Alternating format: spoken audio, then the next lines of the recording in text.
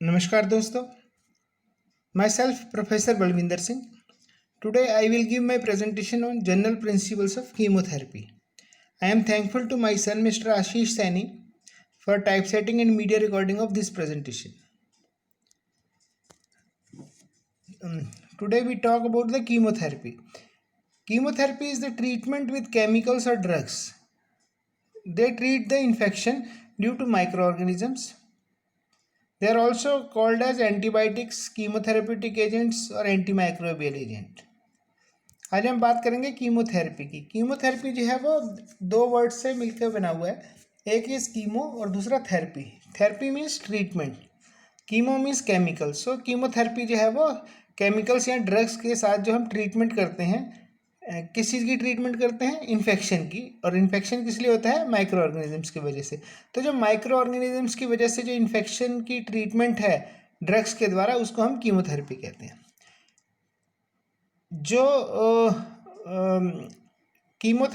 जो ड्रग्स हैं या केमिकल्स हैं जो कीमोथेरेपी के लिए यूज़ करते हैं, उनको हम एंटीबायोटिक्स भी कहते हैं. क्योंकि एंटी मतलब अगेंस्ट, बायो मीन्स लिविंग. जो लिविंग माइक्रो ऑर्गेनिजम्स हैं उनके अगेंस्ट जो ड्रग्स एक्ट करते हैं उनको हम एंटीबायोटिक्स कहते हैं. क्योंकि हम कीमोथेरेपी के लिए यूज़ कर रहे हैं तो जो ड्रग्स यूज़ करते हैं तो उनको हम कीमोथेरेप्यूटिक एजेंट भी कहते हैं. फिर ये जो इन्फेक्शन है ये माइक्रो ऑर्गेनिजम्स करते हैं. तो इन माइक्रो ऑर्गेनिजम्स के अगेंस्ट जो ड्रग्स इफेक्ट करें तो they are also known as anti, मतलब अगेंस्ट माइक्रो ऑर्गेनिजम्स के लिए माइक्रोबियल जो है तो एंटी माइक्रोबियल एजेंट्स. ड्रग्स जो है जो माइक्रो ऑर्गेनिजम्स के इन्फेक्शन को ट्रीट करें वो एंटी माइक्रोबियल एजेंट्स भी कहते हैं. इनकी क्लासिफिकेशन डिफरेंट जो है तरह से की गई है. First is based on the mechanism of action. So इस कैटेगरी में जो मैकेनिज्म ऑफ एक्शन के बेसिस पे है क्लासिफिकेशन. जो फर्स्ट क्लास है that is the drugs which act on the cell wall. They inhibit the cell wall synthesis and in this category we have the penicillin and cephalosporins. जो अगर हम bacterial cell की बात करें तो सबसे बाहर उसके सेल वॉल है जो प्रोटेक्टिव लेयर है. तो ये फर्स्ट क्लास जो है ड्रग की, ये जो है उस सेल वॉल की जो सिंथेसिस है, उसके जो बनने की जो प्रोसेस है उसको इनहिबिट करती है. जिसकी वजह से जो है जब सेल वॉल नहीं बनेगी तो जो बैक्टीरियल सेल है उसकी जो प्रोटेक्शन है वो ख़त्म हो जाएगी और बैक्टीरियल सेल की डेथ हो जाएगी. इस कैटेगरी में हमारे ड्रग्स आते हैं पेनिसिलिन और सिफेलोस्पोरिन्स. सेकेंड है सेल वॉल के बाद जो आता है नंबर उसके अंदर सेल मेम्ब्रेन का है. तो सेकंड जो सब कैटेगरी है that is the drugs which act on the cell membrane of bacterial cell. तो they cause cell membrane leakage. In this category we have the amphotericin B, polymyxin and bacitracin.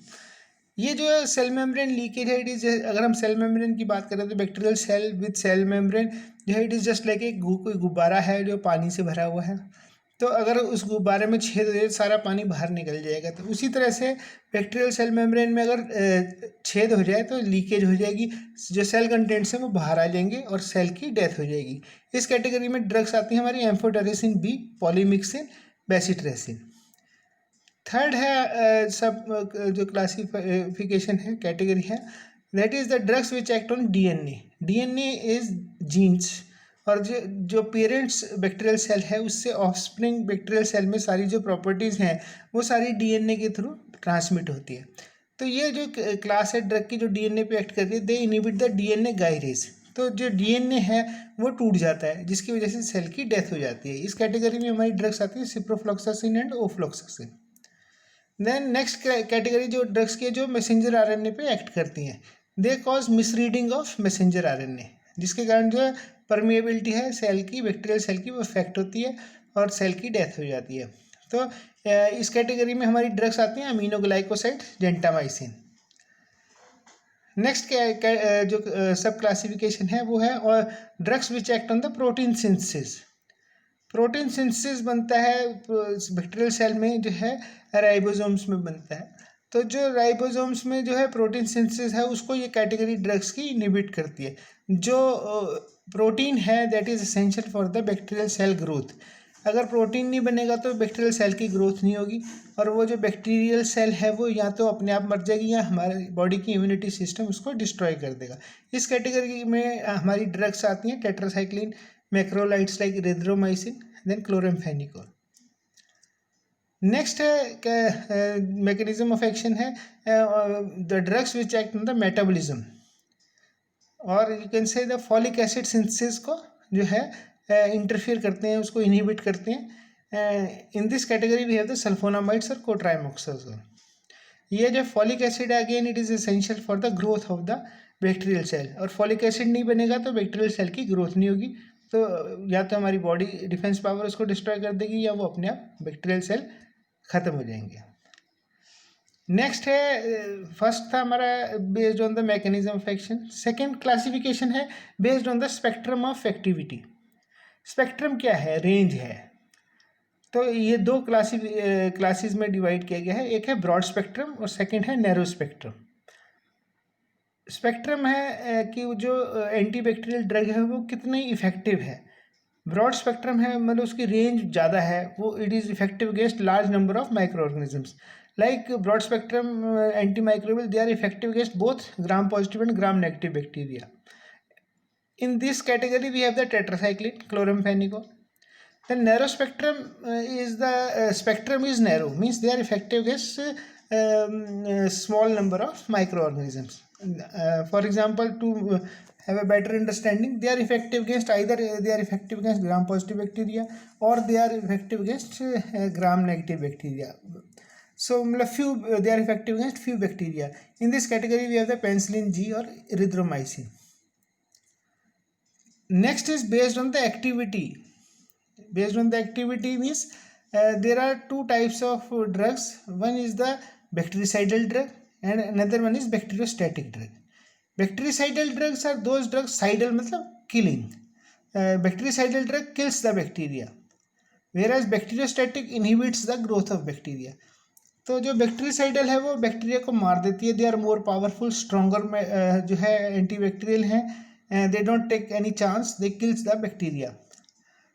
In this category we have the penicillins, cephalosporins, fluoroquinolones. Bacteriostatic जो drug है वो mild है, उनका action week है, दे simply inhibit the growth of bacteria. तो bacteria या तो अपने आप मर जाएगा या जो है हमारी बॉडी डिफेंस पावर उसको डिस्ट्रॉय कर देगी, उसकी जो ग्रोथ है उसको रोकते हैं ये, like sulfonamides and tetracyclines. Next is based on the chemical structure. We can classify antibacterials or antibiotics based on the जो केमिकल उनकी जो मॉइटी है, जो बेसिक रिंग है, उसके बेसिस पे क्लासिफिकेशन की गई है। जैसे बीटा लैक्टम रिंग है तो उसमें दे हैव द कॉमन जो है उसमें बीटा लैक्टम रिंग है, तो इसमें आता है हमारे पेनिसिलिन्स हैं, सेफेलोस्पोरिन्स हैं। सेकेंड जो कैटेगरी है इसके क्लास में वो है सल्फोनामाइड्स। उसमें जो है there is sulfa group is common, इसमें हमारा आता है वेरियस सल्फोनामाइड्स हैं और कोट्राइमोक्साजोल है। Then we have the macrolides. Macro means big, जो रिंग है वो बिग है, macrolides.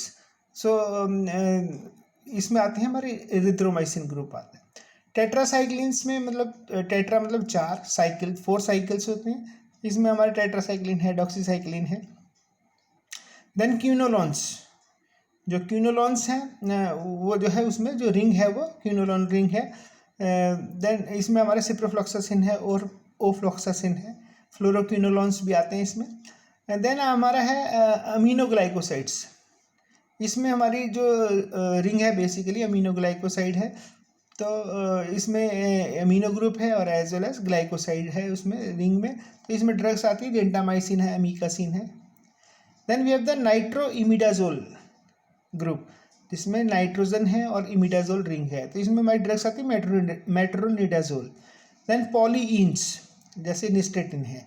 Then we have the azole derivatives like clotrimazole, miconazole, antifungal drugs are there. Next जो क्लास है that is based on the type of organisms against which that drug is effective.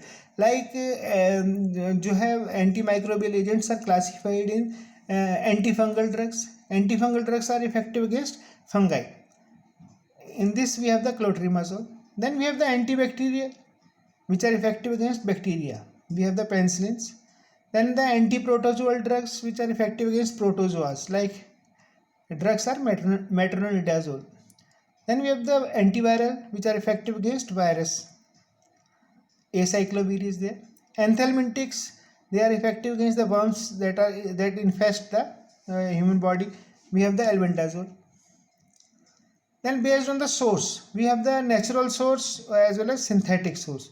Natural source, we have the bacteria, fungus, actinomycetes.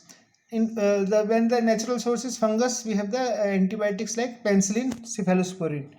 In bacterial source में we have the polymyxin B, bacitracin. Actinomycetes में we have the aminoglycosides, macrolide groups.